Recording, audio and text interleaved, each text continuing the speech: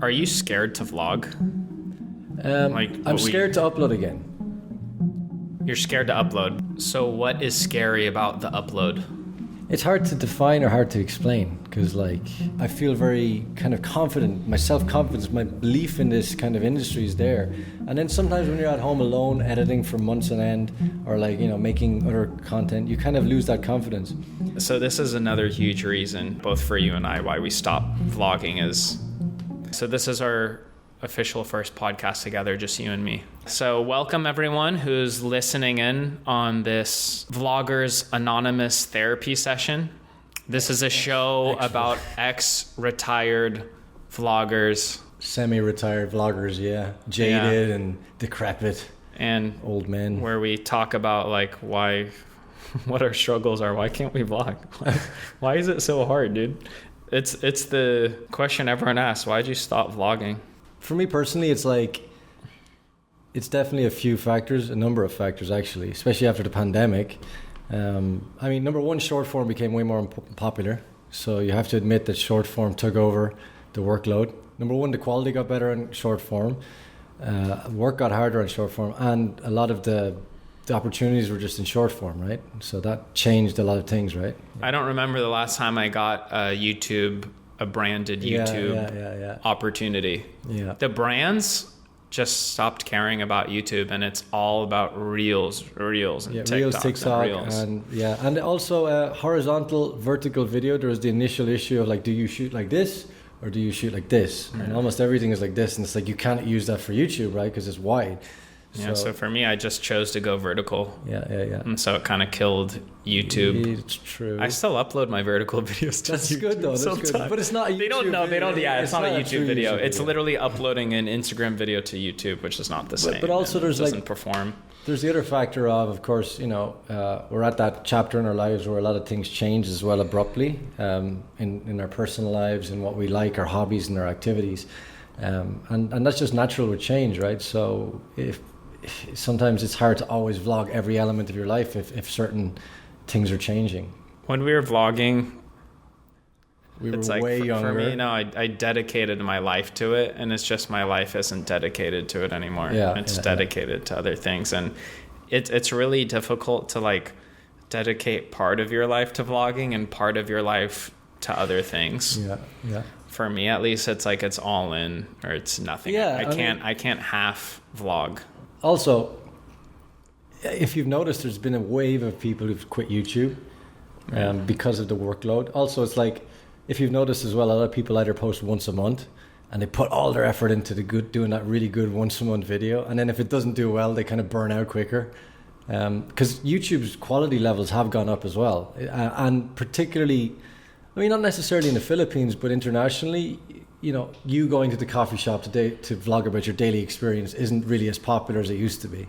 So it's kind of the reward isn't there, if you know what I mean, compared to say Instagram Reels or TikTok, where you can get content out faster and I think it's a huge thing. It's a matter of if you don't use it, you lose it. That's another thing. So the longer you go without vlogging, the more daunting the idea of vlogging becomes.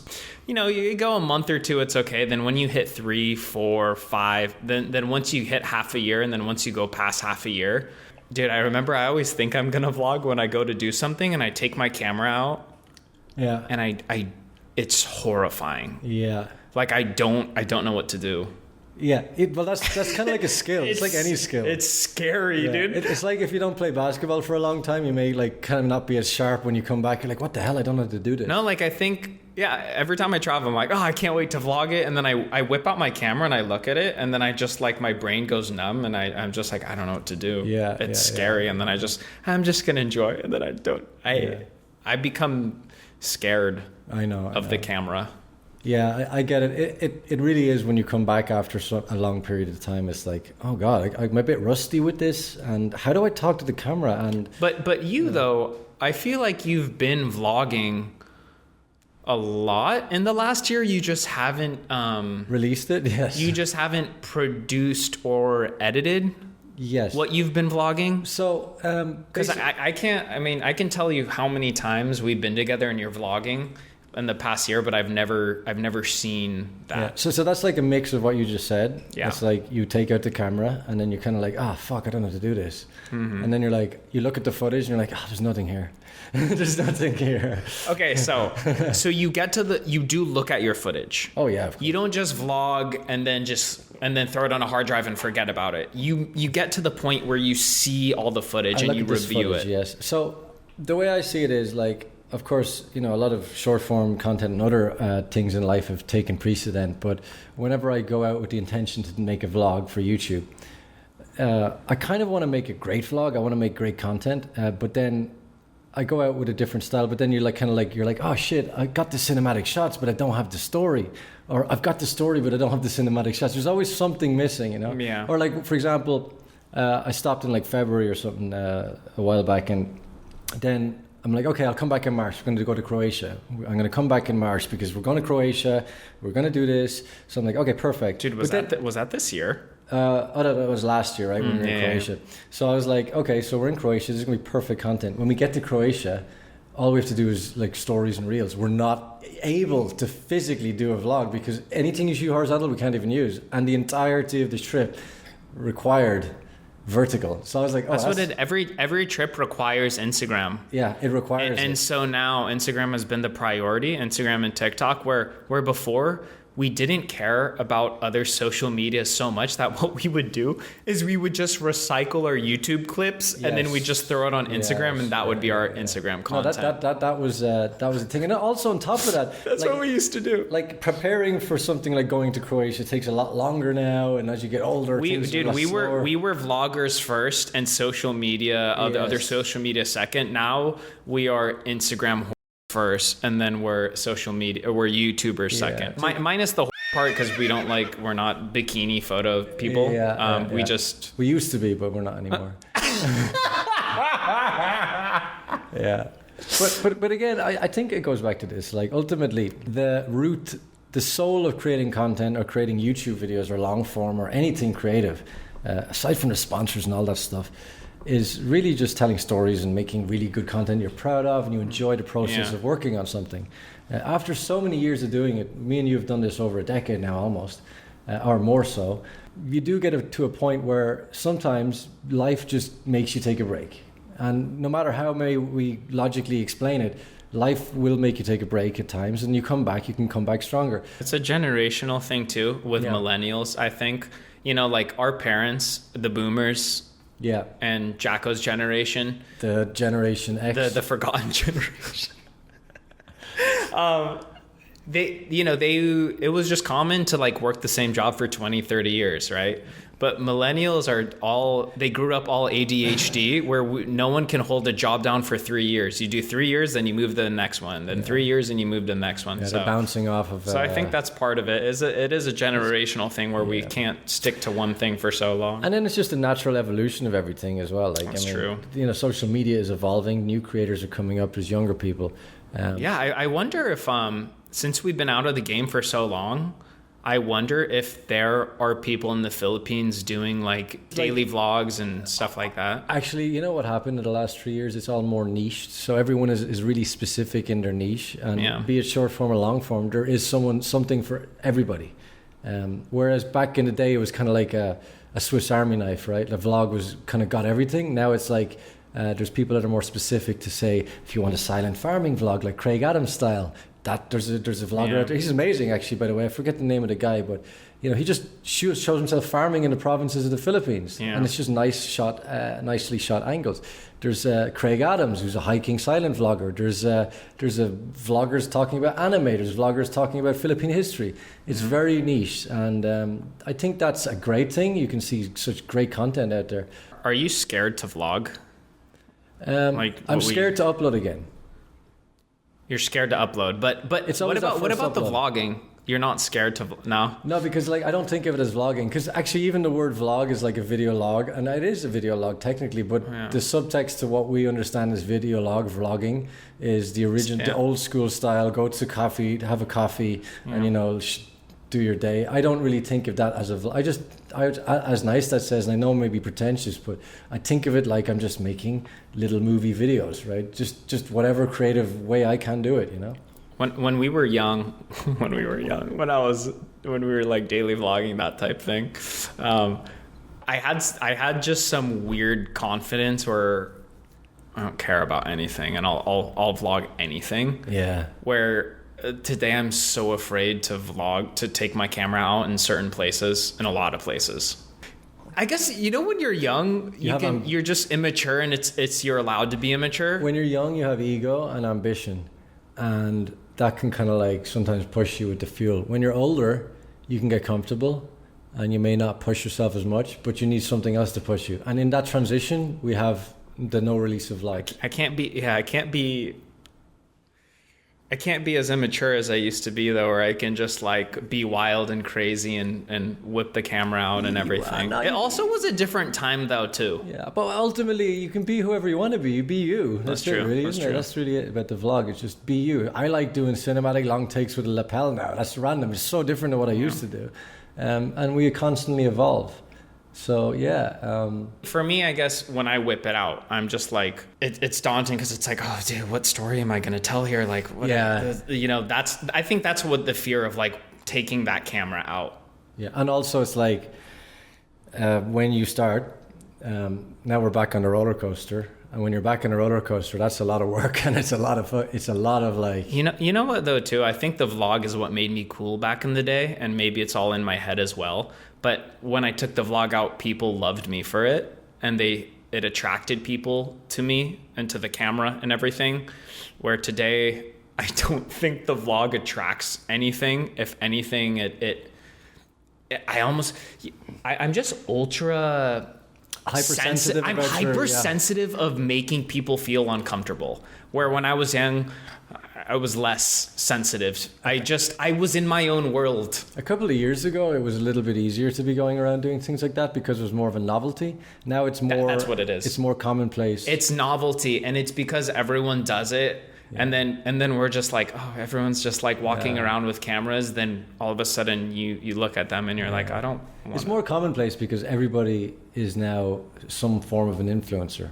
Everybody. Yeah. And that's a good thing. I mean, it gives a lot of power to a lot of people.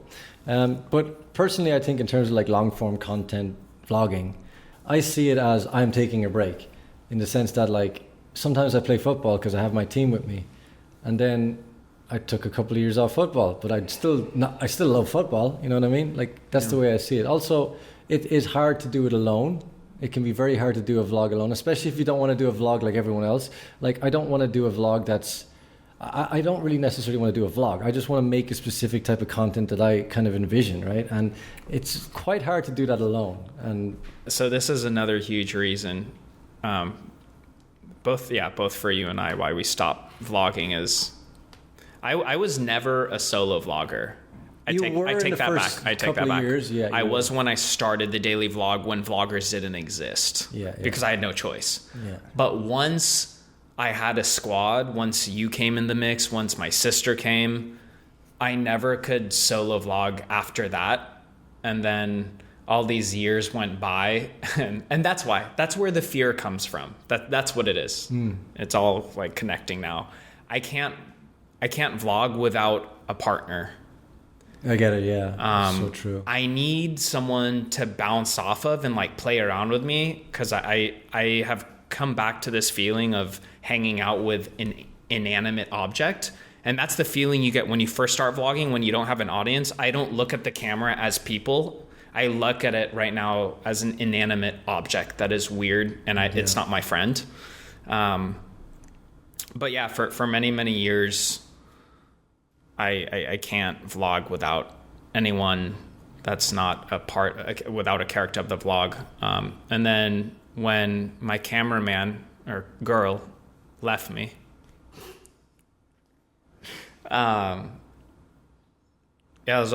she, you know what? My camera girl, she wasn't only a camera person, she was also a personality. So yeah, and she was my friend. Yeah. So I was never alone. Yeah. But I got so comfortable having a camera girl that I can't. This is okay. Now I'm understanding my fear as we go through this therapy. I can't pick up the camera like I did back in the day, where I just speak to the camera. I hate speaking to a camera like this. Like holding it, yeah. I don't like speaking to a camera holding it. Like the old way we used to do. I can't do that. Again. Yeah. The camera can be set up and I'll go walk up to talk to the camera, but cool. I can't walk around holding it. Yeah. But you don't have to do that. You don't. But it's just weird because that was the main angle and that was the main way we used to speak to the camera was directly holding the camera. Yeah. Can you explain this, articulate better why you don't like holding the camera and speaking to it? Well, for one, from our perspective, like now after doing this for so long, it's the easiest form of telling a story, and it requires literally no work. It's just you're rambling on about your experience, and whilst it can be a great experience and you are giving good information, we kind of like have this constant need to innovate, and I feel that's like what it is. I feel like you're not innovating if you're doing the most simple thing, and you want to give your audience the best expression of a place and do them more justice than just like this. From a it's film, very low effort. From our perspective, not that it's not a bad thing to do. It's not bad. Yeah, it's just for art. From a filmmaking's perspective, it's the worst angle. It's the easiest thing to do. I mean, you can literally just sit there with a GoPro and explain your scenario. And there are situations where that works. That doesn't disparage the quality because, like, you could be a great host, you could know about, and you can do that. That's completely fine. And actually, there is times where I will use it. But what I'm trying to say is, if you're constantly doing that, I just don't feel like I'm getting the kind of visual content that I would like to give out to the audience as much. Plus, there's only so much of my face I want to see. You know. Here's another thing. As we age, we don't want to see ourselves. Yeah, it's funny. Yeah. You're like a little narcissistic when you're younger.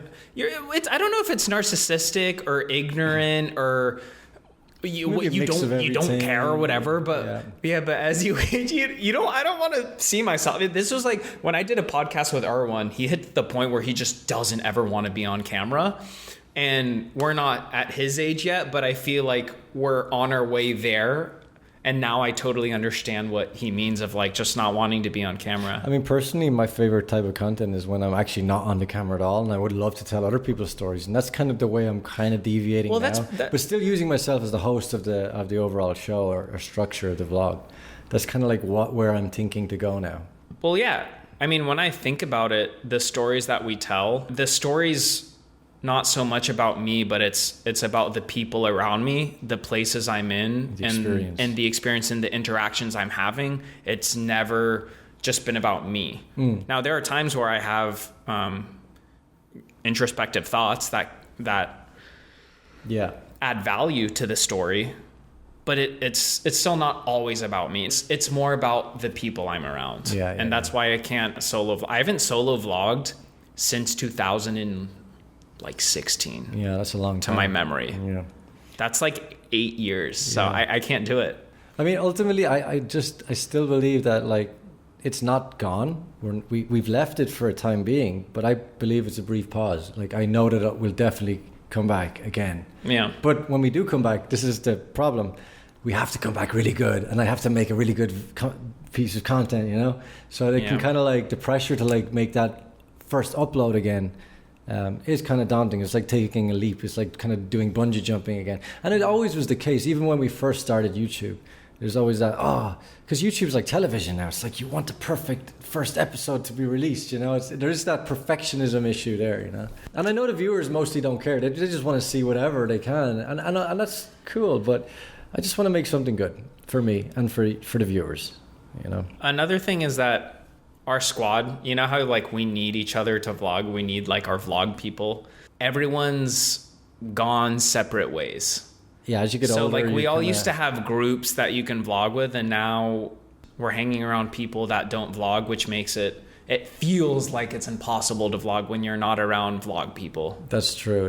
You know, back in the day, you had the Fighter Boys, so you guys all vlogged because you're all together all the time. Yeah. We had the Vlog Squad who are in different places in the world right now. I want to go back to the process. Since you're vlogging a lot, you're shooting, I want to find out with you and understand where that process just ends and why the piece that you shoot never comes to fruition and never happens. Okay, Croatia. Let's use that as an example of when you vlogged. So you vlog it, we come home, you dump the footage onto your computer, and then you don't put it in the editing software yet, or do you put it in the editing software and you look at on the editing software? Yeah. Actually, this is what happened in Croatia. We came back from Croatia. I uploaded the editing software.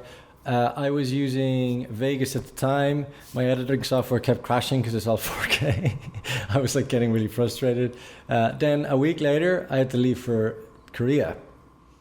And then I shot a vlog in Korea. So actually going back to your point of when I got a vlog and put it in the... So I put Korea in the editing software. Croatia's like already gone. So you're starting a new project when you didn't complete the first one. Yes. So that's how Croatia died. Oh, no, but I looked at Croatia. I was like, there's not enough footage here for a vlog. Yeah, because we weren't able to shoot enough. It was simply not. We didn't talk to the camera at all. It was mostly just filming B-roll experience. And would you say it's because you got carried away with having too much fun? No, we weren't having, we were having fun, but we were traveling too much. We were stressed, bro. You don't remember? You were tired. We were traveling 90% of the time. We went from the top of the country to the bottom. You were driving. Yeah. We were like stressed. We had to shoot so much content for... But when we used to vlog, like stress didn't matter. Stress was part of it. No, but even if we were like our past selves in that scenario, think about it. We have to shoot like this. Yeah. Everything that we needed to do was like this, right? Yeah. We had to keep posting stories of all the different sponsors. Yeah. So like, there's no, like, you can't make a vlog, but also think about shooting this resort, this. Actually, resort. now that you say that, I realize my vlog just got moved to Instagram stories. I've dedicated my content to Instagram stories, and that's where the vlog's been for me for the majority of the last year and almost 2 years. Yeah, exactly. So Instagram stories is easy. It's not easy, but it's like, that's where we shoot. It definitely is a little easier. There's a lot less editing and stuff involved, but you and me still edit our IG stories and make them like vlogs sometimes. That's okay. Hey, you know what? Don't knock what's like what you're doing. No, but you know what I'm realizing now, if and when we get back to vlogging, my Instagram stories are going to die, but I'm okay with it because the vlog is cooler anyway. Not necessarily, the vlog because with the letterboxing, there's a solution through the letterbox strategy. Yeah. Just like do the 4:3 wow power aspect ratio. Going back to your point about the last time I vlogged, I was in Korea. We shot 2 weeks worth of footage, amazing stuff. We shot for a hotel out there and a number of business projects out there. And then I was like, this is a perfect vlog, great. Because I was developing a new style, which is trying to come up with a narrative kind of shot list and all of that stuff. But in the midst of coming up with this new style, I realized I forgot to actually talk to the camera properly. In the process of learning, I had great visuals, but no vlog or no storytelling aspect of content. I didn't want to just put VO up in it. So every time I kept going out on my travels, I kept trying to upgrade my style. And I kept saying, okay, I'm going to come back and I'm going to make a better vlog. And then I've slowly I'm getting it now. I know I'm getting there, but it took me a long time to learn a new style because I'm alone. And being alone is so hard. A lot of people have teams or friends to do this stuff with. I was kind of alone most of the time. To edit, you have to film alone, you have to come up with concepts alone. So in Korea, the footage got to the computer. Yes. And then you reviewed the footage. And was this the same thing as Croatia where you're like, there's not enough, and then you scrapped it? I looked at it. I was like, the storylines, it was so intense. It was I think 3 terabytes worth of footage. Did you overshoot, would you say? I don't think overshooting is a problem per se, but it's more when you skim through it and you see, okay, I have a story, then you're cool. But I skimmed through it and I was like, oh, the story's a little hard. I have to piece this puzzle together. And that puzzle is going to be a nightmare to construct. So it's kind of like, fuck, I don't really want to do it. Another thing, I had to grade that footage at the time. And because of my old laptop and the old software I used, it was impossible to grade. Yeah. So I had to change to a new computer, which I switched to Mac and everything like that. So it was quite a learning curve, yeah. So I just, I was like, I'm going to put this in the back burner and come back to it. And then I kind of never got around to, you were traveling, everyone else was going everywhere, and there was no real opportunity to vlog alone. So I was like, yeah, I'll just come back soon. Let's talk about what you mentioned earlier, that it's actually not vlogging so much that you fear, but it's the uploading that's scary. Yeah, that's the scary part. Like anything, that is the most scary Wait, we skipped a step. Something that's scary is the editing cave. Like when I look at it, it's like just going to sit in that chair in my mind it's like, I don't know why it's so hard to go and sit in that chair. What's crazy is once you sit in the chair and start editing and thinking, everything flows because it's natural. Because we've done 1,000 vlogs, but it's so hard to go and sit in that chair. Yeah, it could be a combination of things because you have other responsibilities too. So it's like you have a to-do list, let's say. I have a to-do list, and I always put the vlog at the end. So I keep finishing my to-do list, and then the vlog's at the end, but the vlog never surfaces. But also, like, I'm sure, okay, for example, if you were making a really easy vlog that's like a story, right? I'm sure you could literally just do it in an hour, right? Yeah. Then you wouldn't have a problem doing that. But because you know that you have a mammoth task ahead of you, you're like, okay, I'm going to put that at the end of the to-do list. I'm going to focus on this. But then you have a lot of other stuff in life to do and deal with, like, you know, other projects, other forms of work and things like that. So you kind of, until you get them out of the way, it's very hard to sit down. Because once you sit down, dude, that could be like a week of nonstop just like editing, or like 2 or 3 days just focused and sitting on the laptop and not thinking or doing anything. Not even peeing, not even washing your dishes, not doing. You've worked this animation reel. Remember that took you a while to do. Yes, that's 3 weeks of not talking to people. 3 weeks of like no relationships. Yeah. And then you go a bit crazy too, which doesn't help when you're getting the cabin fever and you're indoors all the time. But it's part of the process though when you're creating something special, which is crazy. Yes. And that's the thing. Because other people might say, oh, no, vlogging's easy. But I guess it's our style of vlogging's. We make it so intense. And it's not just that. It's like we enjoy it. Like I enjoy that. I enjoy it too, yeah. Like I wouldn't, like if I could do it like the simple way. And again, quality is subjective. And again, someone can have a great personality and just like turn a camera on and that's their content. And it's completely fine. For me though, that's not who I am. I just we don't have that great personality. Yeah. We're not that entertaining, so we have to like work hard to make it. I'm not a natural comedian, you know, like Andrew Schultz or someone else like that. Yeah, that's my dream. So basically, it's just I also enjoy just like piecing this puzzle together. That's like a hobby, and that's a passion of mine, and that's why I've always wanted this as a passion. No, this is a good point you're making because our style of vlogging, it's not like ditch digging. They're halfway done. And they finish, they go home, and then they come back the next day, and then they just have to finish the other half.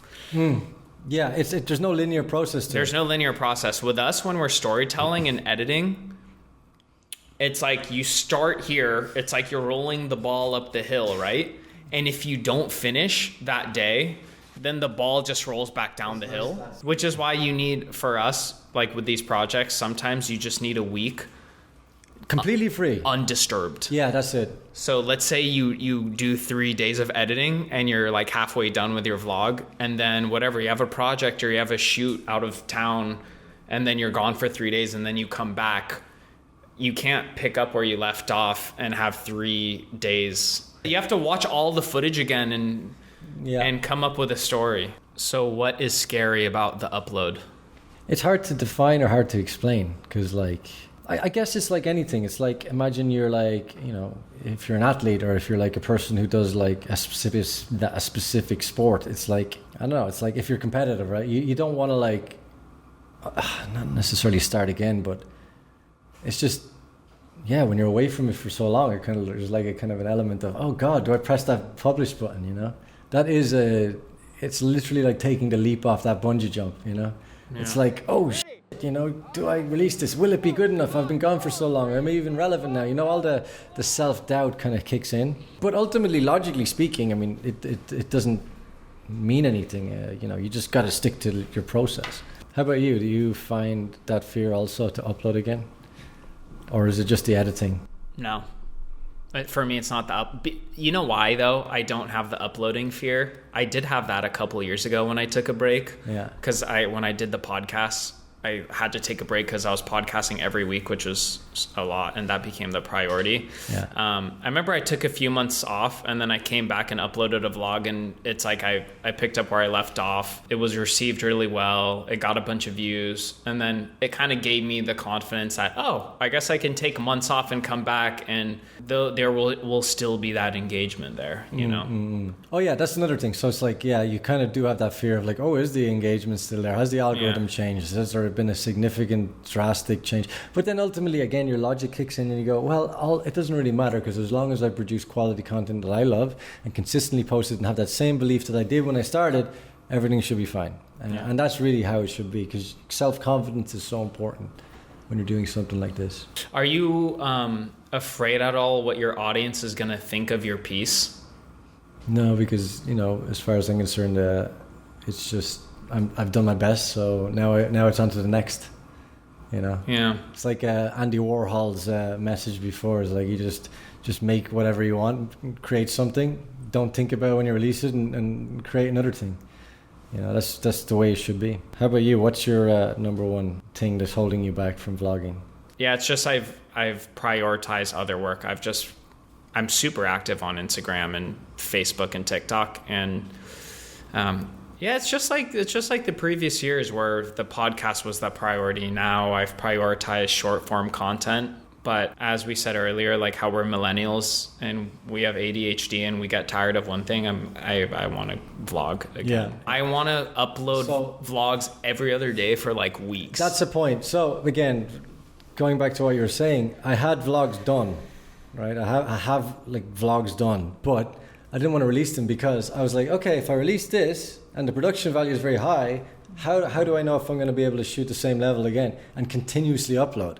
So it's like I want to have a role of uploading and just like give the audience an actual series as opposed to just like randomly uploading every few months, you know?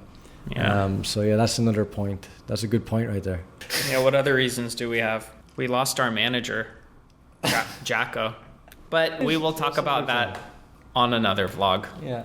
So what's your plan now? Are you ever going to come back to vlogging? Do you actually think you're going to do it? So ultimately, because we're having this discussion now, and we just did our trip together with Jacko and Will, and I think that's been and Will, you're right there.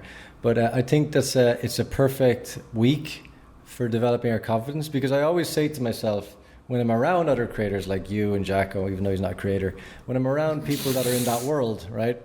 I always feel confident. When I was in the Vlog Fest in Croatia, I feel very kind of confident. My self-confidence, my belief in this kind of industry is there. And then sometimes when you're at home alone, editing for months on end, or like, you know, making other content, you kind of lose that confidence. But this last month, I've been editing a vlog, and it's going to be released very shortly. And the same as you, we're both going to release a vlog this time around. Hence the reason why we're doing this conversation in the first place. The series is starting, isn't it? We're going to come back again. I'm kind of proud of this vlog. There's a lot of work put into it. It has an actual storyline and a structure, and I've been working really hard on it. And it's not just the one vlog. I've been working on a kind of a template for a lot of vlogs. So a whole series, 10 episodes, and I'm excited to release them. Yeah, we had a lot of fun on our last trip vlogging together, which was just a couple days ago. And I'm actually excited to vlog again now that I have the people back. Yeah. Well, I've always been here, so... It's like I've always been back. Just you've been gone. Yeah, I guess I'm the one who left. Should be my sub story. No, I'm joking. But also, it's like this, right? The industry has changed a little bit, right? So it's kind of like if you look at a lot of YouTubers, or not YouTubers, there's a lot of Viners, right, before us, or bloggers before us that did blogs, and they got all the advertising deals and all that. Then the YouTubers came, i.e. you and vlogging, daily vlogging, and then they kind of like had their kind of slump, right? And then the daily vlogging kind of slumped down, and then we had our slump and we shifted to whatever. Yeah. And we also grew up and life changes. And, you know, long form will come back again, or it's in its own category, right? So, you know, there's kind of ebbs and flows with life, and you just deal with them as they come. Yeah, something that hasn't changed for me is I have an unlimited amount of great ideas and great vlogs I want to do. And I produce more ideas than I can execute, especially right now since I'm not executing and uploading. But I've never had... You haven't lost the passion. No, not at all. That's all that matters. I've never lost the passion. I remember a lot of people get burnt out, and then their reason for why they stop uploading is like they don't know what to upload anymore. I will never have that issue. Yeah. There's so many things I want. There's so much stories to tell. I just haven't allocated my time to YouTube.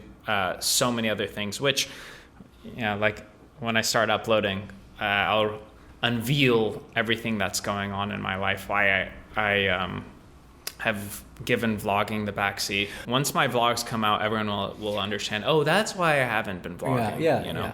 And then another thing as well as we get older in life, we value our privacy a little bit more compared to years ago. That's weird. Yeah, when you're young, you like attention. You can show off everything, every aspect of your moment, from waking up into bed. But now it's like there's a lot of things that we don't necessarily need to show, you know? As you age, you just don't like attention. It's like this. I think that's simply it. Yeah, that's true. When you're young, you're a fame. because attention means money and it boosts your ego and everything. And then after you've already experienced that, as you age, you just don't care about attention anymore. You actually, it's not you don't care about it, you just don't want it. It's like back in the day when you're partying. I mean, you used to love going to a club and seeing everyone and knowing everyone. The last thing now we go to clubs and we're like, oh man. Oh my God, the last thing I want to do is be in a club. We're so shy and awkward, I would rather be in bed watching Netflix. It's so much more fun. Drinking water or tea. And that's who I am now. I also stopped podcasting, and I never explained that. I uploaded a podcast every week for like 2 years, and then what happened with the podcast? One day it just ended. I just and I didn't give anyone like a warning. I didn't explain it. One day the podcast just stopped being uploaded. I know you're gonna cut me off if I say something. Yeah, probably. I'll probably cut you off if you say something. No joke. Cut that. Leave it. No, but yeah. But I do miss this. It's very therapeutic. It is actually. I do miss it. I just don't want to be forced to do it every week. I remember an era of Will's, like the defining change in Will's life was when he started podcasting, and it's like you went from listening to others as opposed to just talking yourself, because before it was harder for you to listen because you're younger, and then as you get older you're kind of more introspective and more kind of understanding and more curious. That's ever since you started doing the podcast, that enhanced your kind of view of things. And actually I think even now you're way more curious than before. As to before we used to just experience things and have fun, and now it's kind of like you're always asking silly questions like, and why does this do that? And you're like, why is this like that? And why? And so the podcast definitely changed your kind of persona a little bit. Even though I haven't done podcasts, I have guests on some. I seen it recently with a girl, right? Yeah, I guessed on Nicole Anderson's podcast. It was about like relationships. So for everyone who's into chismes and all the juicy stuff about relationships. Chica, how was that? How was it doing a podcast again with someone else? It's fun. Yeah. Back on the horse. If I'm not the one in charge, if I'm not the director and the producer, being a talent on other people's vlogs and podcasts is so easy. Yeah, well, producing stuff yourself is harder. From being a producer, it's that you're thinking about everything, and I love guesting on other stuff that I have no control of, so that I don't have to like direct and create and think. It's so easy to just be yourself, you know? And it was just for fun. Anyway, thank you guys for joining us, ex-retired vloggers anonymous, for this therapy session, it was more so for ourselves, just to like talk.